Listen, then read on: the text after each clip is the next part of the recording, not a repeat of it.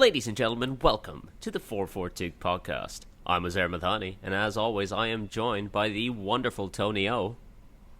Hi, Uzi. As always, excited to do this. And in a change of pace, we are not joined by Tommy Sondy on this wonderful morning. Tony, can you please explain to our dear listeners where poor Tommy is off to? Yeah, so Tommy basically decided that he wanted a break from us. So traded in for a spell in the wilderness somewhere. So we're not accepting that this was Tommy's decision. The narrative that we will be pushing is that at the close of the transfer window, we decided that Tommy needed a little more experience out in the world. He wasn't worldly enough. So we have sent him off into the wilderness for a week. And, we'll see how he gets on there at the end of this short loan spell. And then maybe bring him back into the fold. See if he's really, gotten to grips with the outdoors. And if he hasn't been mauled by a bear. Yeah, basically, Uzair decided that Tommy was too happy. So, wanted to give him some time to himself, gather his thoughts, maybe in some harsh conditions. See if that can break through his happy exterior and expose some, I'm just saying he needs to bring it down to our level, and more specifically to your level. No one's getting down to my level. I don't think anyone can go down to Arsenal's level, who are, as we all know, dead bottom. So, yeah. Look, I'm just saying this is the best weekend Arsenal have had in about a month. So, only way is up. Yeah, that's a good point. My mood was not spoiled at all this weekend by football. So that says something. I don't know what that says about me, but yeah. It says that you, like everyone else involved in this podcast, puts way too much of their emotional health in the hands of teams that will inevitably let you down. Well, except if you're Tommy, right? And unless you also want to be sent out into the wilderness, keep it that way. So, yeah. I mean, we kind of danced around it, but the reason that there's no Premier League football on this weekend is because there is a fucking international break. The worst international break of the season. You get 3 weeks into the Premier League, and they just stop. They just stop. Why? Why, Tony? Why do they do this to us? I mean, speak for yourself. I think it's perfectly timed. We've scored 0 goals. We've conceded 9. This is a perfect reset point for not just Arsenal fans, but the club itself. And we face Norwich next week, so you'd like to think we'd get back on track.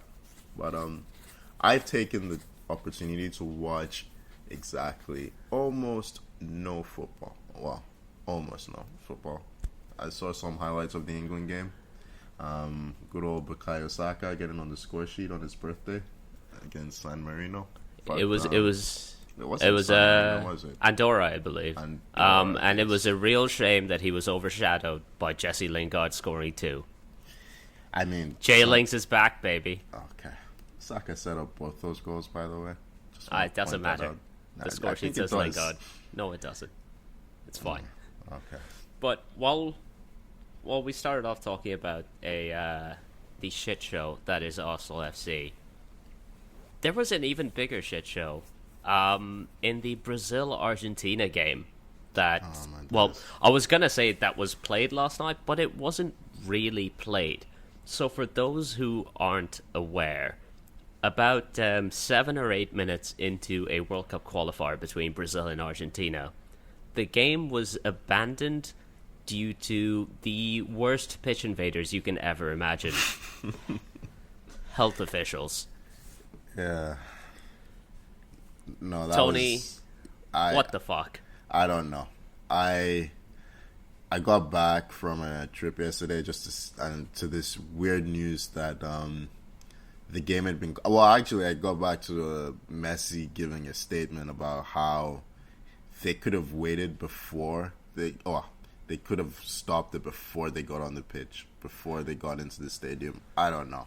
It just looks like they were trying to make a statement, honestly. It's crazy. It's absolutely insane.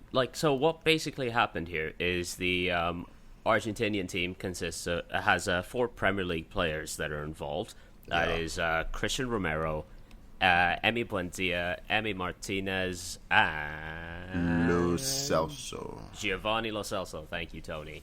Yeah. And England is a red list country for Brazil, so I believe it's either foreign nationals are not allowed if they're traveling from England, or they have to quarantine 14 days, or they have to something. They have to something along quarantine those 14 lines, days. right?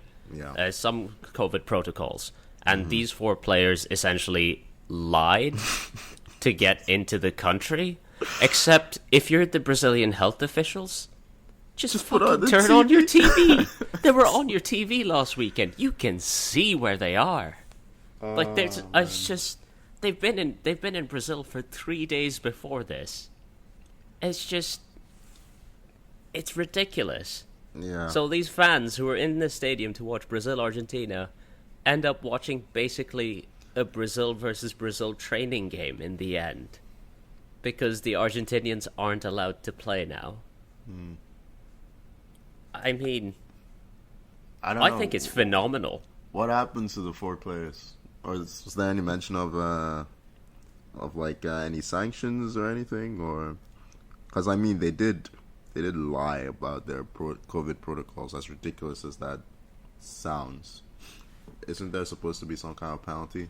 I don't know. As far as the actual football, Well, apparently, according to the Argentinian manager Scaloni, they were told that they were allowed to play.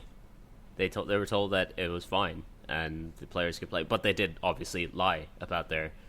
I don't know, honestly, but this is the kind of story that we really need to tide us over the international break.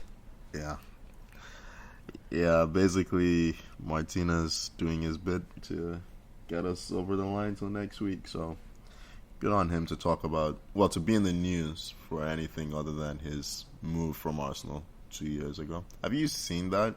I think he's released like 100 news articles, or I don't know, releases or statements about how I was once at Arsenal and I had such a difficult time, and then there was light at the end of the tunnel, and now I am a champion.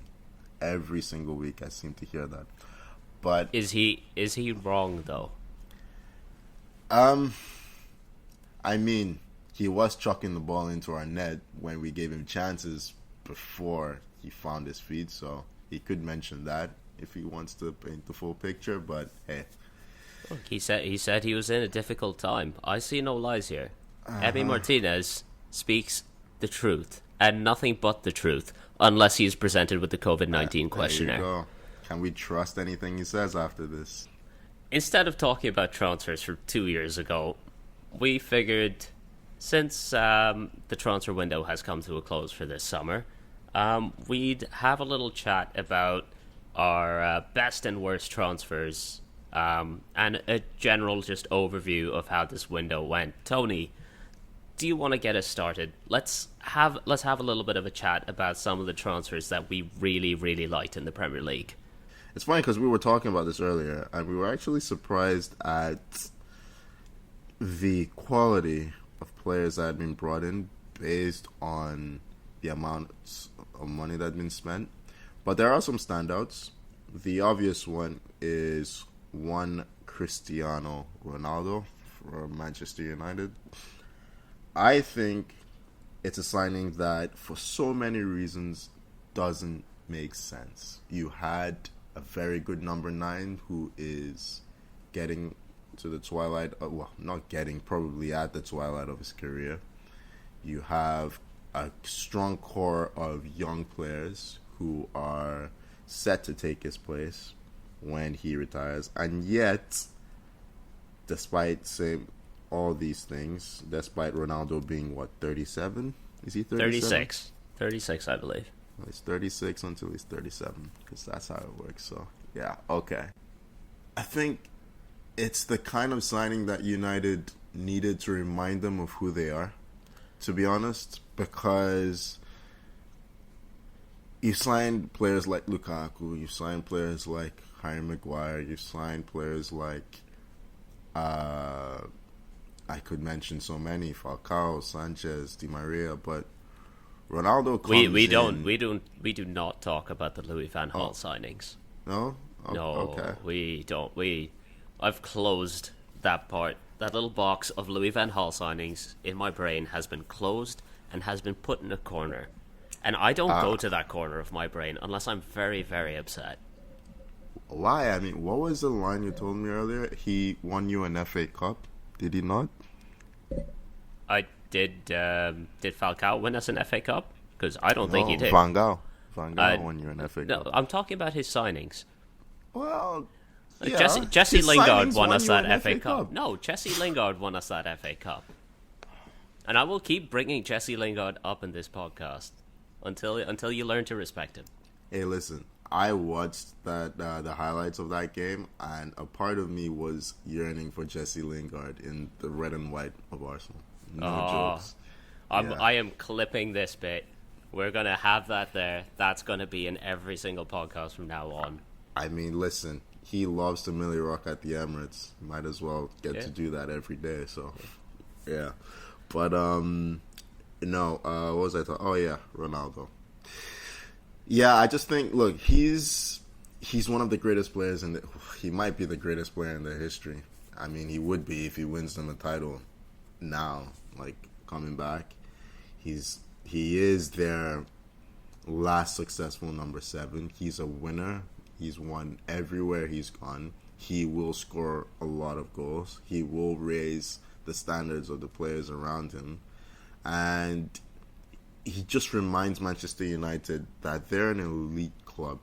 Because for all the money they spent and for all the level of talent they've brought in, sometimes I look at United and it just feels like they expect to be the best of the rest. They don't expect to be the best. They don't expect to win the league. I'm always hearing Gary Neville talk about why Manchester United can't win the league, for instance, or why Man City or Liverpool or Chelsea are stronger. Ronaldo is not coming here to come second. He's never going anywhere to come second. So, I don't know. It'll be interesting to see.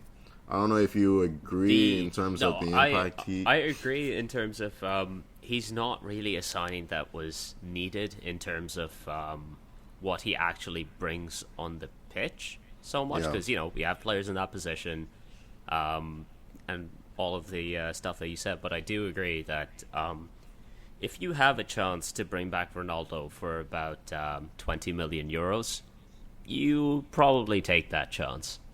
Just for everything he brings to the club in terms of the atmosphere, in terms of the winning mentality. Because United have a lot of young players who haven't won too much. And that's one of the big things they've done this summer is the signings that they've brought in have been winners. And I think that can transition very nicely to one of my picks for one of the best transfers, which is Rafael Varane. Mm-hmm. He is a serial winner. 4 Champions Leagues, World Cup. This man has won it all. And I think, he's played 1 game for us so far, and he was probably excellent. The best United player on the pitch. Yeah, easily. It's Ronaldo and Varane are the kind of signings that get you excited for the moment that your club is currently in. And that is massively important because United they bought a lot of players where it's just like, okay, I think, this guy will develop into a world beater, maybe. And this guy improves the level of the team, but he's not someone that, gets your heart racing. These are 2 players that, instantly other teams will look at them and be like, oh, fuck, we have to mark Ronaldo. We have to figure out a way to get past Varane. It just elevates the feel around the club. And the feel is something that I agree United haven't really had for a while. Yeah, no, like I said, it felt like United had forgotten who they were. Honestly, it's almost like they accepted the new status quo. And Varane's a great signing. We've been talking for years now about how we need this mystery partner or this Goldilocks partner for Harry Maguire. Well, how about just signing an actual quality center back for once? Rafael Varane has been one of the best defenders in the world for 5, 6, 7 years. I mean, his quality, his performances might have dipped a bit for Real Madrid in the past year, but you look at him for France, he's still excellent, generally. I think he brings leadership, he is usually playing second fiddle. He has been playing second fiddle to Sergio Ramos, but I do think in this United team, he'll make that defense his own. Harry Maguire is the de facto, I'm going to shout, I'm going to scream at Wan-Bissaka, Luke Shaw, go here, go there. Varane's the one who's going to give everyone a sense of calm and stability back there. And when you consider the way United play or want to play, they need a guy who is comfortable being the last man in that United defense. And you got the feeling that Lindelof and Harry Maguire, they just weren't the types who were comfortable being isolated. But both of them are not very quick. For all of Lindelof has several good qualities, but his pace is not one of them. And as one of the things that is desperately needed, someone who could cover for Maguire. Yeah, but it's going to be interesting to see. It's going to be interesting to see how that develops, because he is going to have a lot of defending to do when you consider that Man United midfield that he has in front of him. Midfield? We don't believe in a midfield at this club. Well, Fred. I meant to say Fred. He's not a midfield. He's fine. He's there. It's just hopes and prayers in front of that back line. Yeah, basically. But if you do have Fred in front of your defense, you'd want that defense to have Rafael Varane in there. So I think that's a great signing. And I've said for a while that United are one of my tips to have a very strong season. And this was before they signed Ronaldo. This was based on the signing of Varane. So I don't know. My expectations of United this season are huge. Let's see what they actually deliver.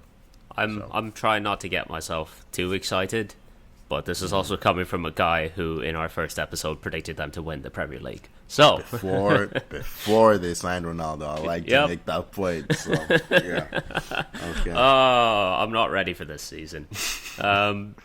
Who else do you got on the list, Tony?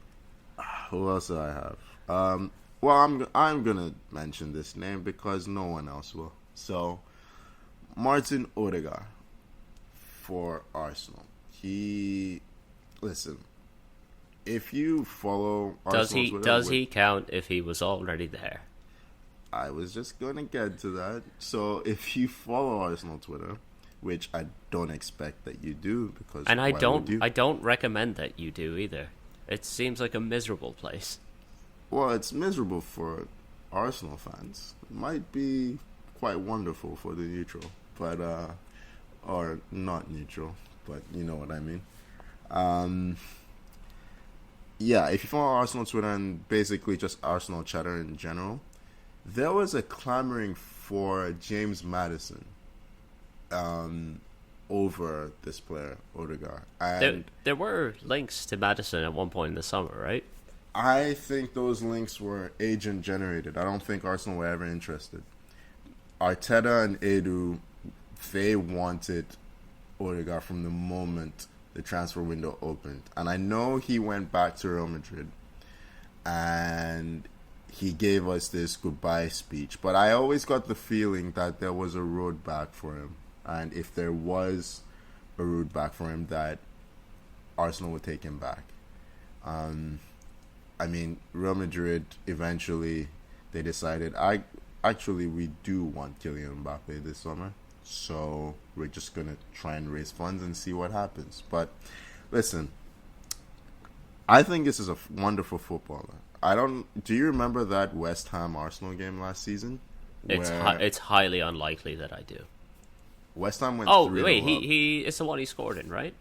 No, he didn't No, score, but West or Ham went he. 3 goals up against us, and then Oh yes, I do remember O- this one. Odegaard just started playing, and I remember watching this game and thinking, I don't know how I'm gonna watch this team when he leaves, if he leaves. I remember I might have even put in the group chat that I am dreading Odegaard leaving. He was amazing, and he was in this spell where he just scored his first goal for Arsenal, I think, and he also scored against Tottenham. And Arsenal fans were drooling over him. And then he got injured. And then he came back. He wasn't as fit. And it took a while to get going again, but he finished the season very strongly. I'm gonna be honest. That little spell of playing really well, getting injured, and coming back not fully fit. Very You Arsenal. could, you could put any Arsenal player into that. You can put in Thomas Partey. You can put in I think you'll Aubameyang. find You can anyone. Aubameyang, sure. Not recent Aubameyang. We're talking like a season or two ago. Aubameyang. Yeah. I mean, look, he's technically a short on the ball. He is a playmaker in the final third, an advanced playmaker, which we do not have. Emil Smith-Rowe is a facilitator, and he's a wonderfully intelligent connecting player. He's not a playmaker. And I know he's wearing the number 10 shirt, but Odegaard will be the true number 10 in the team, and we need it. We absolutely need it. I think he's going to have a really, really good season. He's had 6 months to acclimatize, and I think people are sleeping on just how good this guy is. I think he is one of the best 10s in the league. He's one of my few reasons to be positive about the team this season, and I am excited for Odegaard. It raises my spirits a bit and gives me reason to believe that we might actually be able to build off of something. So, yeah, it'll be interesting to see in general what happens, but I'm fairly confident a player of that quality he'll eventually show his talent. Look, Tony, I love seeing your spirits raised because it just means when they do come crashing back down, it's likely going to be recorded, and I am going to love every second of it. But I do agree that Odegaard is an excellent player, and any chance that Arsenal could have to inject more quality into their squad, they need to take it. And honestly, good on them for taking the opportunity when it arose. Yeah, no, absolutely. So who's next on your list? So, the next player I have is Emiliano Buendia. He of COVID protocol avoiding fame. Aston Villa picked him up for 30 million from Norwich, and he's one of those players that everyone expected Norwich to sell when they went down a couple of seasons ago. But he stayed on, had another phenomenal season for them, and now he's gotten his move. And I think he's there to basically pick up the creative baton left behind by the departure of Jack Grealish. And at 30 million, I'd take that deal for Villa every single day. I think it's a very clever signing. He's not going to fully take over the Grealish role, drifting in from the wing and stuff. But I think everything Villa do this season is going to flow through him. And especially for a club of Villa's aspirations, I think it's a very smart summer signing. Yeah, I think it's closer to 40. Actually, it's about 38 million pounds. I know my sources have lied to me. I know this because he was earmarked as the initial replacement for Odegaard when he went back to Real Madrid. But the fact that we ended up not following up on that interest kind of gave me confidence that we were going to get Odegaard later in the window. But Buendia, he is a really, really, really good player. He's two-footed. He's a wide playmaker. He plays on the right-hand side instead of the left, mostly, unlike Grealish. But, I like him. He has a low center of gravity. He's a great dribbler as well. and he was in the Premier League. What, three? Is it 3 seasons? 2 seasons ago. Two now, seasons ago with Norwich. Yeah, with Norwich, and he was somehow one of the highest chance creators in the league, despite Norwich being absolutely dreadful. So it's a good signing for Villa. It's an intelligent one. They got this done very early because I think they always knew that the Grealish sale was coming. So I will say Villa need him to be a great signing as well, because they've been very reliant on Jack Grealish, and Buendia he's gonna take most of that creative burden, I think. So, but I do think he's an extremely talented player, one that will get better as well. So, as has been the case recently, it's very intelligent recruitment from Aston Villa. I think what makes this signing so good is the addition of another player who I believe is on your list, Danny Ings. Oh, yeah. Absolutely.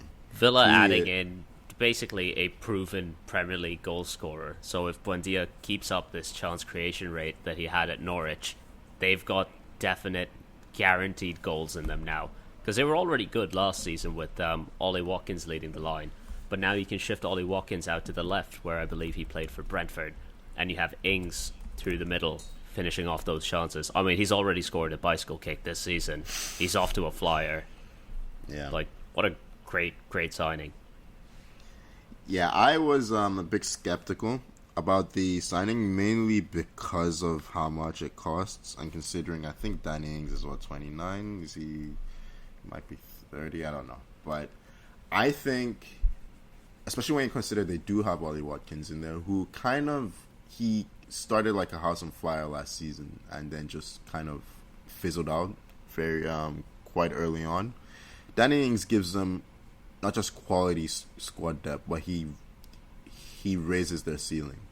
You know what I mean? He's a clinical striker who can make his own chances, and signing a top goal scorer in the Premier League, a Premier League proven goal scorer, is never a bad idea, especially one of Danny Ings' quality.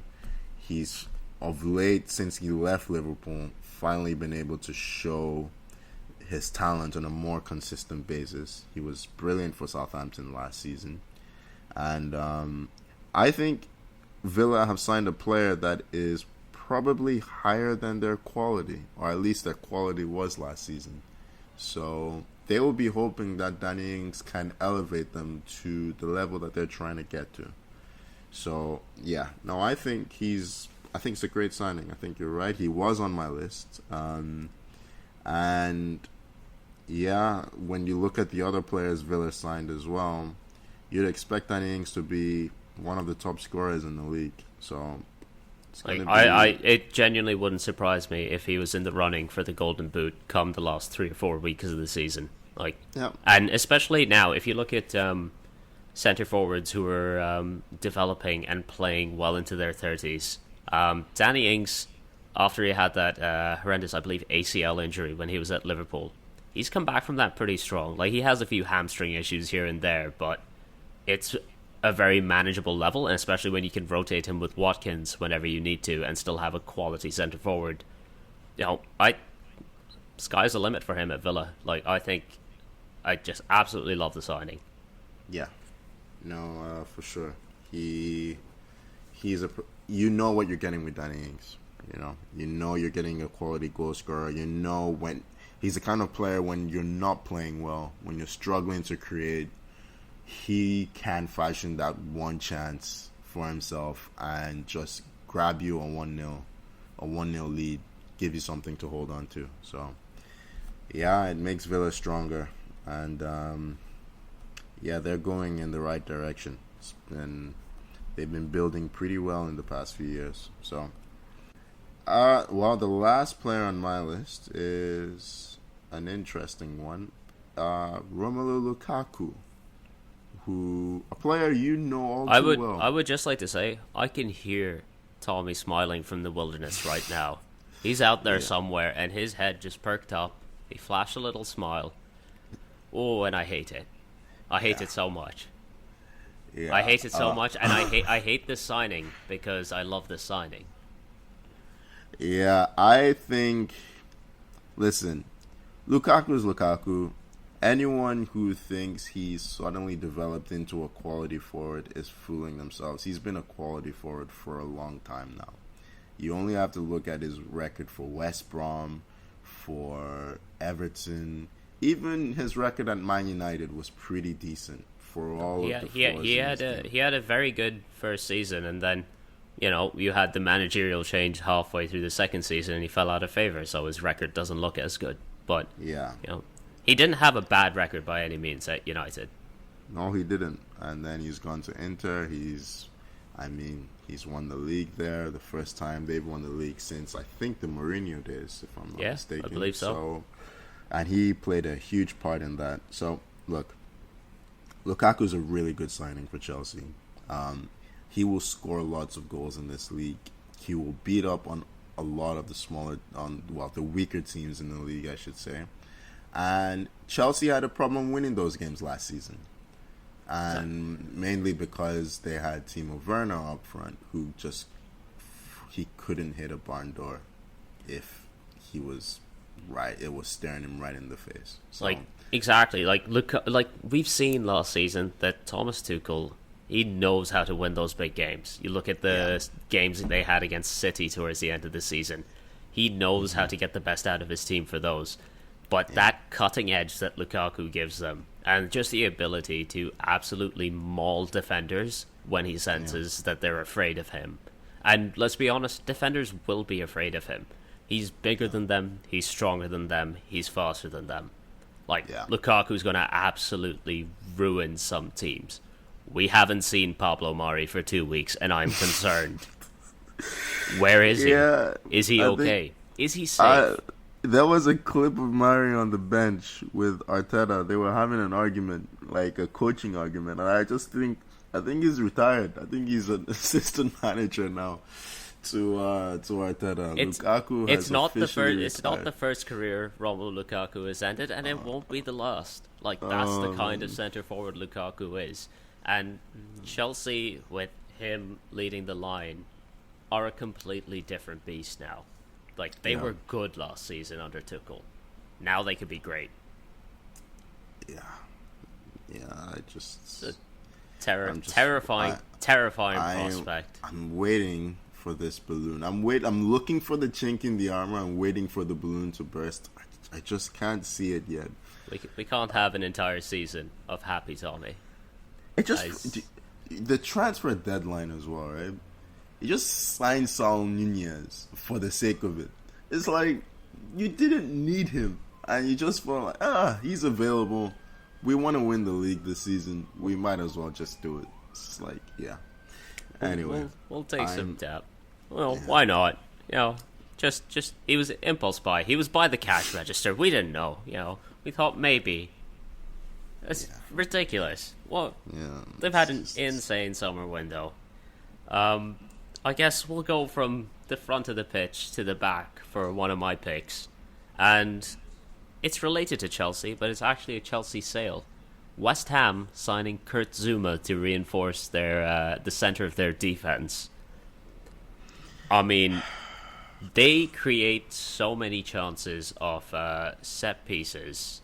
And they were doing this last season with Craig Dawson as their starting centre-back. Now, they finalised the deal for Craig Dawson, but as a backup, because they brought in Kurt Zuma to pair with Angelo Ogbonna. And when you combine that with the likes of Souček and Antonio, this is a team that's going to beat the fucking shit out of you. This signing actually upset me because it just made so much sense for West Ham. And I don't know, it's just... And a lot of the clubs making sensible signings upsets you because it's not something you're used to? It's not, no. It's just, it looks simple sometimes. When years of signing players like Kim Kallstrom with a broken back have ruined you. Yeah, Kim Kallstrom with a broken back. That was fun, actually. He scored don't knock Kim Kallstrom. He's an Arsenal. Kim Kallstrom was a good player, but you signed him when he had a broken back. He still came in and scored a penalty in the FA Cup semi-final, okay? In the shootout. So he and was that might worth have been the only time he kicked a ball. Leave Kim Kallstrom out of this, okay? I will not be leaving Kim Kallstrom out of anything. Oh my days. People need to be reminded of how dumb of a transfer that was. Hey, he was part of us winning the FA Cup, our first trophy in 9 years. Kim Kallstrom is, I was going to say an Arsenal legend. That might be a bit too strong. Okay. But he is going down in Arsenal folklore, okay? Any like, Arsenal yes, fan about Kim because Kallstrom, we love Kim Kallstrom. What a strange love. Listen, you had Chevrolet a few weeks back. I gave it to you. I haven't leave Kim Kallstrom out of this, okay? Just let it go. My apologies. My apologies. I've hit a nerve. Aha. There you go. Leave Kim Kallstrom alone. We love Kim Kallstrom. Back to Kurt Zouma. Yeah, listen. David Moyes has built a David Moyes team. When you look at all of his teams previously, the successful ones anyway, they're strong and powerful at the back. They're strong and powerful up front. They're strong and powerful in midfield. Kurt Zouma is a quality defender who... He is a force of nature when it comes to attacking set pieces as well. I don't know. You just look at West Ham. Anytime they're going to have a corner this season, as the defending team, you are going to be terrified. They have, like you said, Souček, Antonio, Zouma, Ogbonna. Yeah, it's just a signing that makes absolute sense for what they're trying to build or what they're building, not trying to build at this point. I think there was a brief period last season where Zouma was Chelsea's top scorer, right? Because he was just scoring off set pieces. Exactly. I was surprised, and I think he was holding out for a move somewhere else to maybe a Champions League club. I was kind of surprised he ended up going to West Ham. But I mean, West Ham can offer Europa League football at the very least this season. They're a European club right now. Yeah, no, that's true. I don't know. He wasn't the kind of signing that Thomas Tuchel wanted, right?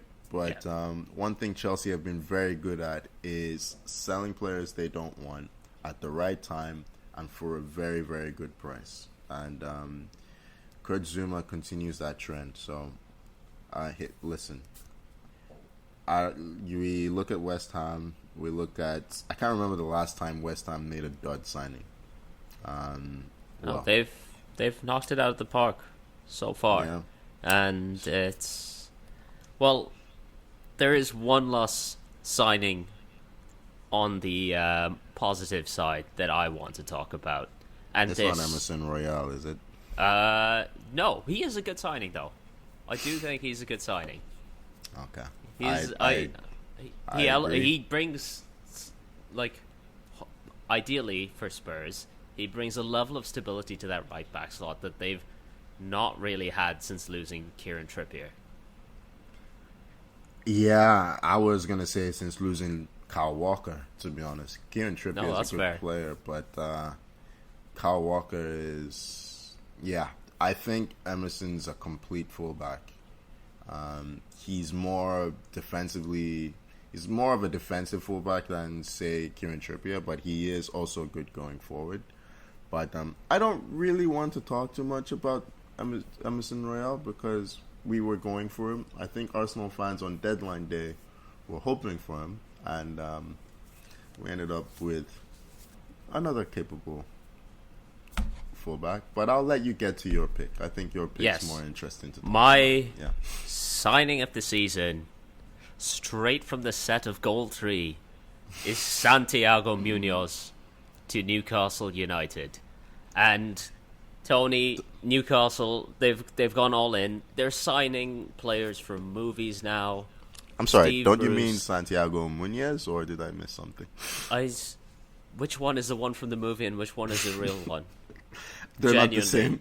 They're not it- the same player. Is, Okay. is Munoz the real life person or is it Munez?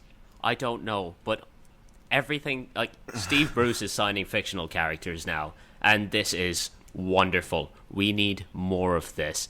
There is every chance that Steve Bruce was watching Goal one night, fell asleep, woke up the next day, and went up to Mike Ashley and said, Santiago Munoz. We need to get him in right now. Tony. I mean, 100%. signing of the season. Newcastle legend Santiago Munoz somehow is still only 19. But I think he's been 19 since 2002. Is that how long ago that movie was? It was around then, I think. Oh my days. Make you feel old. That, Make me feel old as well. Made me feel so old. But, Look, yeah, we know exactly what's going to happen this season. Newcastle are going to get fired into the Champions League off the back of this wonderful young player, and then he's going to get to move to Real Madrid and play with David Beckham. And score against Arsenal in the Champions League final. It's meant to be. That means that Arsenal are coming back to the Champions League, Tony. You should be excited. I'm all for it. I'm all for it. Yeah. I don't understand. Listen, if he's a good player, great. I know nothing about Santiago Munoz. It means absolutely nothing to me if he's good or not. I'm just happy that we live in a world where, you know, there's so many awful things out there. But Newcastle have signed Santiago Munoz from the Goal films. That's all that matters to me in this moment.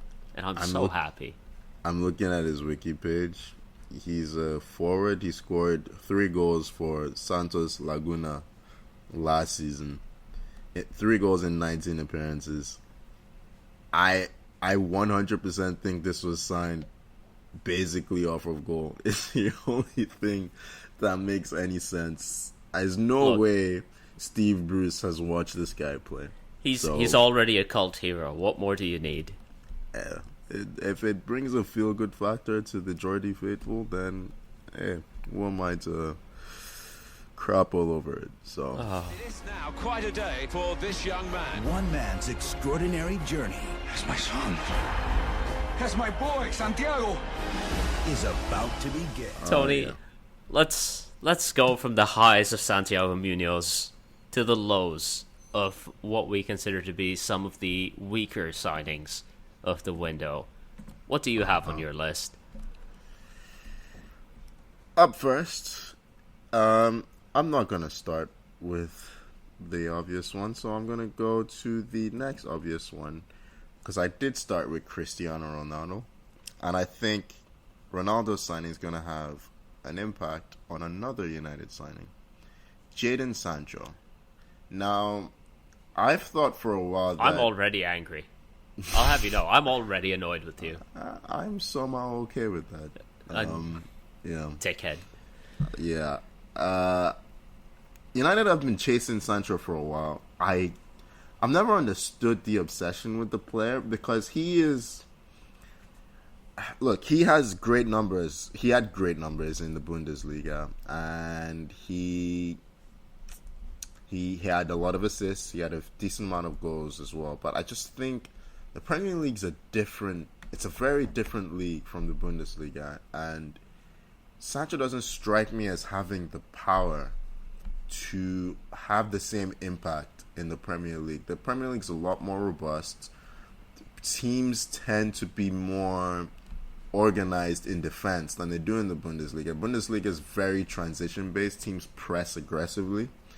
And he's going to face quite a few more deeper blocks.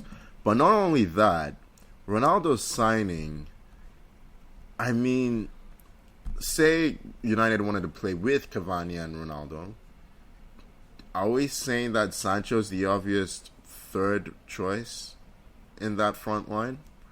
Let's say Ronaldo's up front, and they want to play Rashford.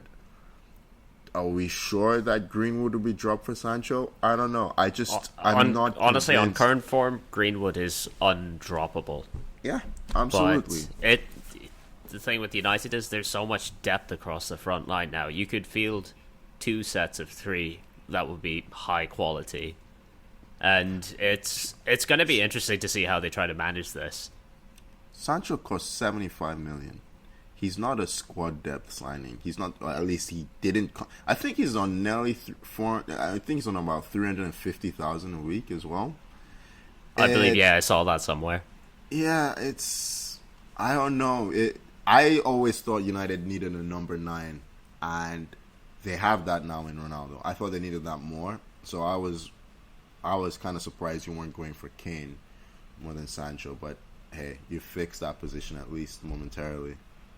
I think Sancho's going to find himself on the bench more often than not. My belief, having watched the way United lined up for the first couple of games of the season, is that the long-term view is Greenwood as a number 9.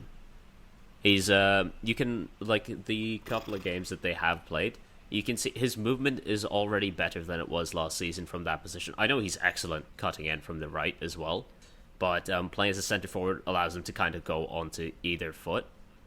And that's where Sancho comes in, I believe, as the right winger. So it's basically Greenwood continuing to play and continuing to learn under the likes of Cavani and Ronaldo. And I think Cavani's already made an impact on Greenwood. You could see it in the way he's making runs, in the way he's moving. But, maybe, you know... But I would like to point out... I will continue to bristle at your suggestion that my team could do anything wrong ever. Jadon Sancho has not made an appearance on the right. He's been playing. The way they've been playing is they've been rotating the basically the three that would be, the two wingers have at least been swapping sides a lot. Yeah, so he has popped up on the right a fair bit. Sure, but he starts on the left, and that is his favorite side. He was playing on the right for Dortmund, so we know that theoretically he can do it. But a right winger in the Premier League has to go around the outside a lot and still produce end product from there. I'm not sure he has the power to do that. Listen, maybe he's going to prove me wrong. We're saying the long-term views, Greenwood to be the number 9. Okay. I'm telling you this now. Ronaldo is not going to be on the bench this season or next season. It was a 2-year contract, am I right? Yep. Yeah. We're talking 2 years to wait for Sancho to be a starter at the club. I don't know. I don't think if that's what we're thinking, then it's kind of already looking like a flop. Look, he's competing with Greenwood. I just don't think Greenwood gets draw. I think he's taking off this season. I prefer him on the right now than through the center, even though his movement is improving. He seemed a bit lost to me until he moved out to the right against Wolves. So, yeah, that's my case for Greenwood for Sancho as flop of the season. I knew it wasn't going to make you happy, and I knew that there was going to be a bit of an argument. on anyway because you just don't care about my feelings, and that hurts me on a personal level. Honestly, it's very upsetting. I've done nothing but be nice to you. That's all the time. No, that's not true. Anyways, moving on. Who is your flop of the season? Go ahead. Go ahead. Yeah. So, my pick, he's not going to be like... It's a weird pick because I don't think he's going to flop per se, but it's more of a decision-making thing on the team's part, where it's Jack Grealish to Manchester City. And before anyone comes out and says, no, Grealish is going to be great, look, he's already off to a flying start at City, I don't think Grealish is going to have a bad season at all. Mm-hmm. I think it's going to be the opportunity cost of signing Grealish, because it meant that they did not buy a centre forward. Ferran Torres is off to a good start up there. Maybe he'll continue taking off and have a little breakout season of his. But the fact that they prioritize Grealish over signing a centre forward, whether it's Kane, Ronaldo, whoever, that decision is one that doesn't really make sense to me, because to me it was the one piece that City were lacking last season, kind of like how Chelsea were lacking the centre forward, and then they went out and they got themselves Lukaku. I think City should have made a similar decision of just focusing everything on that centre forward, and then once you get that, then you can turn your attention to your likes of Grealish and all that. It's the decision making in the process. It's nothing. It's not a knock on Grealish himself. He's going to be very successful there, but this isn't underpinned by your absolute hate for Man City. Everything I do is slightly underpinned by my absolute hate for Man City. Slightly, okay. Slightly. Hey, at Mm. least I'm willing to talk at length about him, unlike you with Emerson Royale.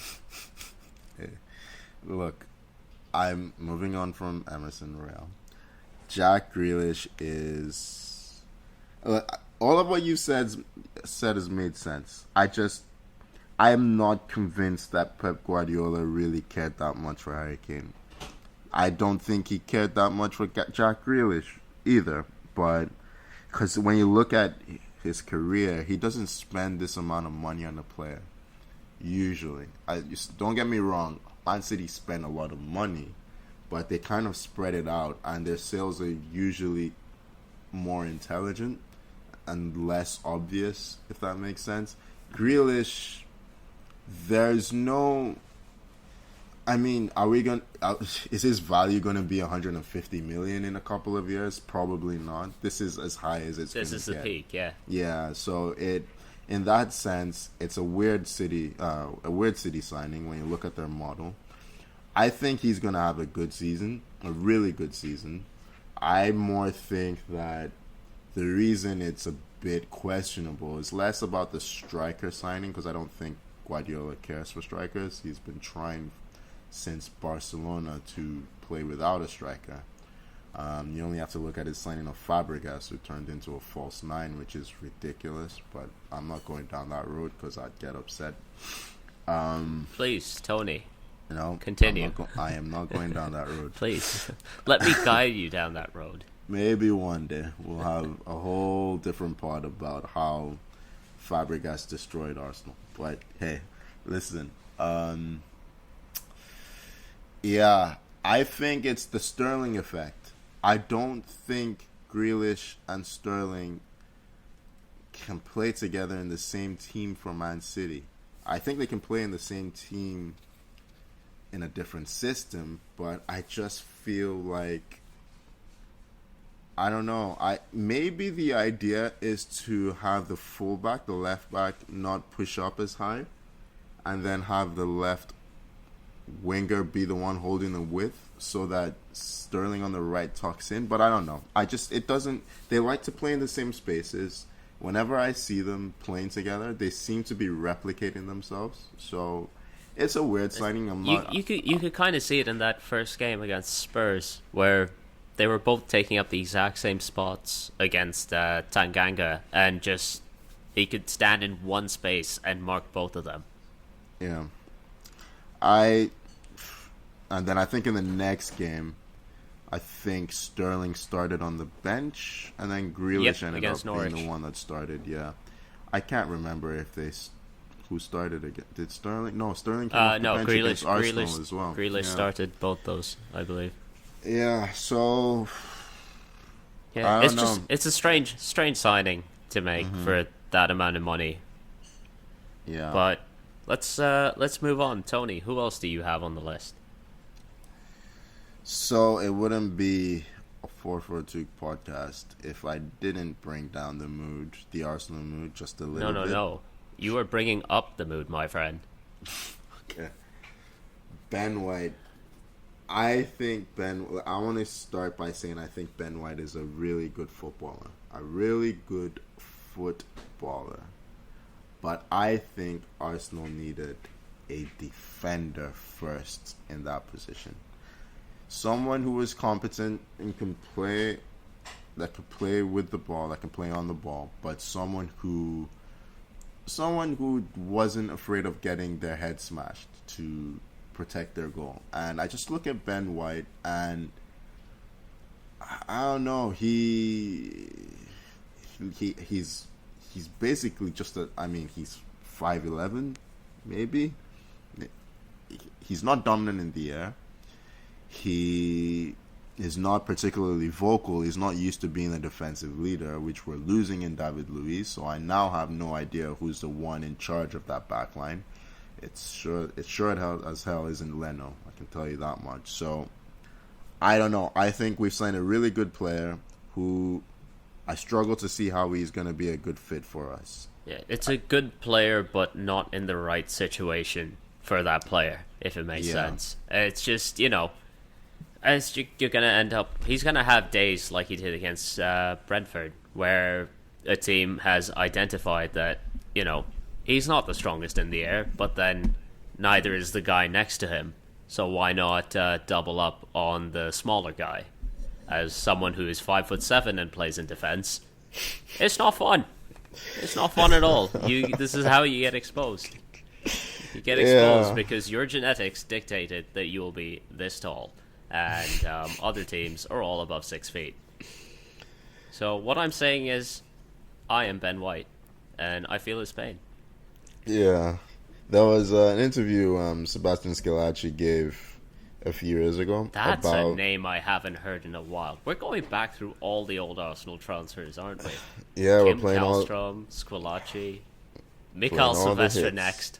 Nope, we're not going down that route either. Listen, I'm trying to stay in a good mood today, okay? We're not going down the Silvestre route either. Schillaci, the other Arsenal number 18, or one of the other ones, he gave an interview about what it was like playing as a center back for Arsenal. It was for Arsene Wenger's Arsenal, but still Arsenal. And he just said it was like being in the middle of the highway and trying to direct traffic with a traffic cone. He basically said you are given no safety net. I would just like to point out that when they are directing traffic on the highway, they do in fact use traffic cones to block off one of the lanes. So what Squillaci is saying, playing in the Arsenal defense was a very organized, very understandable thing to do. When you are directing traffic on the highway, you use a and you block set off a of lane. cones. It'll be fine. You are not one. That's the problem. He's one guy in the middle of the highway with a traffic cone trying to direct traffic. You're basically we call those people lunatics. Yeah, exactly. He's pointing out that you need to be a lunatic to play in Arsenal's defense. You get no protection. You get no cover, and you're supposed to be the guy that fixes it. That deals with everything. That begs the question. What came first, the lunatic defenders or the lunatic system? I'm going to say the lunatic system came first. But we have had some lunatics who made it work. But we're asking, basically bringing it back to Ben White, we're asking him to come in and be Laurent Koscielny, to be Sol Campbell, to be Kolo Touré, Martin Keown, Steve. He has to be elite to make it work in this team. Otherwise, he could end up being the next Mustafi, the next Schillaci, the next Silvestre, the next... There's so many names of defenders that had a good reputation before they joined us, and we ruined them. So, I hope I'm wrong. There are positive signs to see how he's going to be protected with the signing of Tomiyasu, who's a more defensively capable right back. So we get rid of Callum Chambers, but I have concerns. I can't lie. And one to watch for the, non-Arsenal faithful, I guess. I will be watching very closely, because what's more fun than watching a man with the traffic cone on his head running around the highway? Basically, yeah. So, all right. The next couple of signings on my list are two that I'm just not sure they're going to pay off at the prices they were bought at, and that is Leon Bailey and Nicola Vlasic. Bailey is coming in from Bayer Leverkusen to Aston Villa. He's a good player, but his entire issue has been with consistency, and considering Villa splashed out about a third of the Grealish money on him, there's a lot of expectation that comes with that. And in Vlasic's case, he's already had a stint in the Premier League with Everton, and he wasn't good. In his defence, he was young, and he's coming back now from CSKA Moscow, but he's coming with a 25 million price tag, which is a good chunk of change for West Ham, and I'm just not sure he's going to be consistent enough to pay off on that. The Leon Bailey signing is interesting because he had a huge reputation as a youngster, mainly because he was very, very quick, and I think he's two-footed in a way. So when you have a player like that who's a physical specimen as a youngster, it makes you think that you can work on the more technical details with the player. But as you said, he just could never find that consistency. He was supposed to be a player that the German national team, one of those players that the German national team builds around. He's supposed to be part of this new generation of players they have with the Timo Werners and the Joshua Kimmiches and Goretzkas in the national team, and he could never develop to the point where he was of significant interest. And I think he now plays for Jamaica, if I'm not mistaken, which is great for him. But I don't know. I think look, what I will say is this is a chance for him to get his career back on track. Sometimes a change of environment can be a good thing. He gives Aston Villa something they don't have in terms of that pace around the outside. They had Traore. Yeah. What's his name? I forget. Bertrand Traore. Bertrand Traore, yep. Yeah. He was playing he usually played on the wings for them. But Leon Bailey is a true winger, and he might be able to give Danny Ings some of that service that they won't be able to give him otherwise. So who knows? He might end up being a good signing, but 30 million, as you said, is not cheap. It's one that if it was a 20 million signing, I wouldn't give it a second thought. I'd think it was a good signing, but the extra fee has got me sticking my neck out and saying I don't think it's going to work. Yeah, just looking at his record at Leverkusen, 28 goals in nearly 120 appearances. It's not great. He's gonna have if he repeats that in the Premier League, I'm not sure we can call that a successful signing. But well, it's a similar thing to what you brought up about Sancho, where there's a lot more broken play in the Bundesliga, a lot more chance for him to run at people who aren't sitting deep, so he has space in behind. Mm-hmm. And then we also have Vlasic, who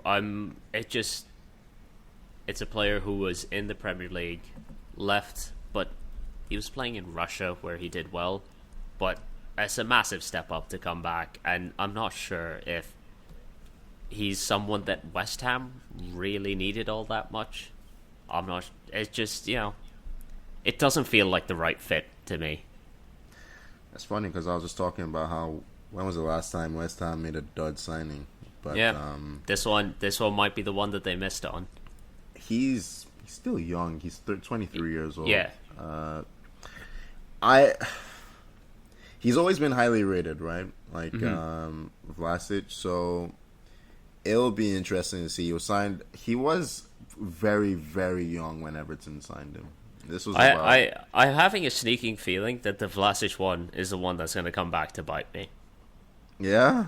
Yeah. Now that I'm looking at his name that I've written down on my little pad, I'm going to stick to my guns and say it's not going to work out, but not feeling less and less. I just feel like it's going to come back to bite me. Just because, like you said, West Ham have been so good with their transfers. They're bringing him in to to carry on that mantle from Jesse Lingard, who was fantastic for Everton. Not Everton, West Ham last season. And it is a lot of money, right? It's 30 million euros with add-ons. There is a potential for it to not work out, but he did have a great record at CSKA. It's a gamble. It's definitely a gamble for West Ham. It's not Jesse Lingard, who they really would have wanted. So he has huge boots to fill, because I think if we're just looking at the second half of last season, Lingard would probably be one of the players of the season. So, look, he has to be better than he was 4 years ago. He was 19 then, 18, 19 years old. He has an opportunity now to show that he can do it at the highest level. So, yeah, definitely one to keep an eye on, for sure. Last one that I had on my list, just to, make Tommy a little bit upset, wherever he is in the wilderness, is Romelu Lukaku. He's Tony, on my list. You've put him on the best, and now you're also putting him on the worst. What are you doing? If you think about it, it makes perfect sense. This is the story of Lukaku. Yes, it does. It depends on the day of the so indignant. It depends on the day of the week that you are, or which fixture you're looking at. Lukaku versus, I'm just gonna pick a name. I'm just gonna pick Norwich, because why not? Lukaku versus Norwich, great signing. Lukaku versus Man City, probably not so much. Look, Lukaku is... My counterpoint to this is that Chelsea were already very good in those games against the other top 5 or 6 teams.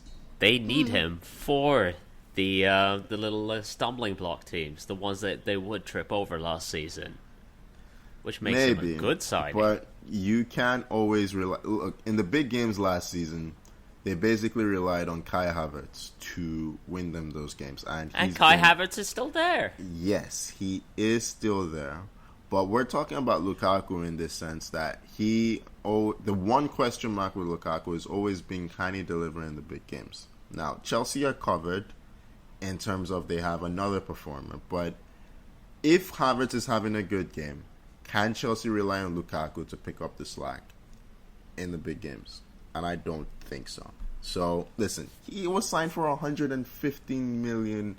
I don't even know if it was pounds or euros, but that's a lot of money. It was about 97 million pounds. Okay, so I'm expecting elite performances at the elite level. Sometimes Lukaku goes missing at the top level.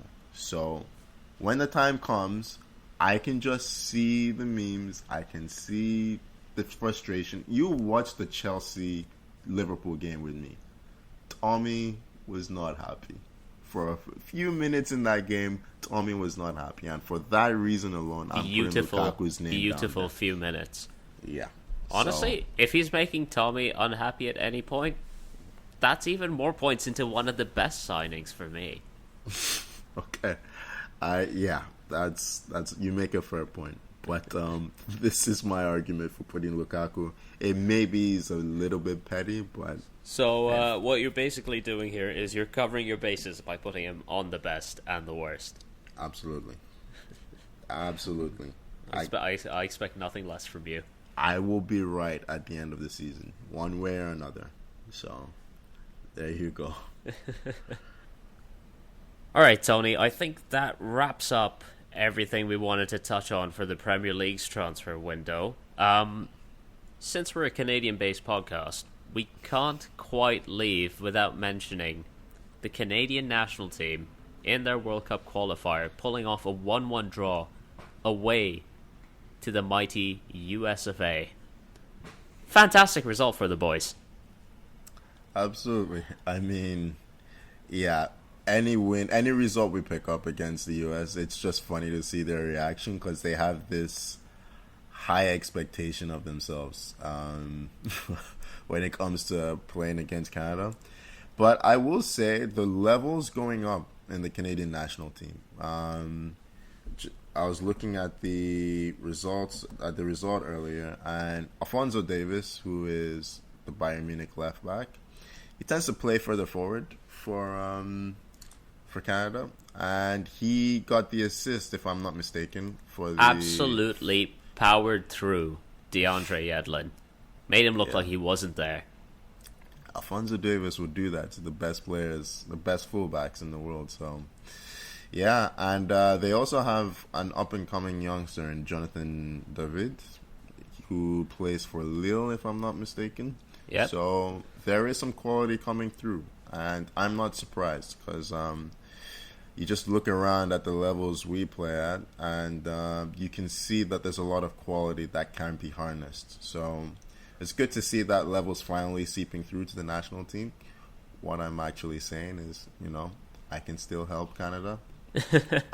We are responsible for this somehow. Yeah, somehow. Look, I probably played against. I did not, by the way. I probably played against Alphonso Davies at some point, so you learn everything from this. Is that the story we're running with for this? Sure, that could be our our avenue to fame, if you wish. But all right, no. Alfonso, if you're listening, we expect tickets due to your association with Tony O. Absolutely, tickets and what's Bayern's sponsor? Do you know? It's T-Mobile, isn't it? I don't think that's gonna help us. No, I don't think so. But fuck it. I don't know. International rates with T-Mobile probably cheaper than being with Rogers. So I can tell you firsthand, it absolutely is. Yeah. But no, great result for Canada. They have 2 draws out of 2 in their games. I believe they're playing El Salvador in midweek. If they pick up a win there, 5 points in their first 3 games, and off to an absolute flyer. Yeah, you'd like to think that they'd win that. I think they play Mexico in the next international break as well. So there is an outside chance that Canada can get that 4th slot for the qualifying playoff, and it would be such a boost to football in the country if they could make a World Cup on their own merit before hosting it. Absolutely. Yeah, no, for sure. I was just checking to see. I think Canada beat the US was it last year or 2 years ago? Do you remember this? I think it was fairly recently. It might have been like before fans were allowed back in stadiums or something like that. I just remember Christian Pulisic being really upset. Oh, he was. I watched his interview after this game. He is still really upset, and it makes me happy on a personal level. Yeah, there's that chink in the Chelsea armor. It's finally coming through. Just an upset Christian Pulisic. Yeah, he's the key. He's the key. Well done, Canada. Yeah. Anyways, I think that wraps up everything that we had to talk about. All that's left to do is to thank you all for listening, and please subscribe to us on Spotify, Apple Podcasts, YouTube, wherever you get your podcasts. We're there.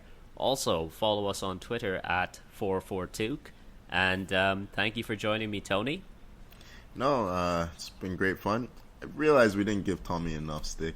But hope you didn't get eaten by a bear, Tommy, and yeah, we'll see you all next week. Bye bye. Bye, guys.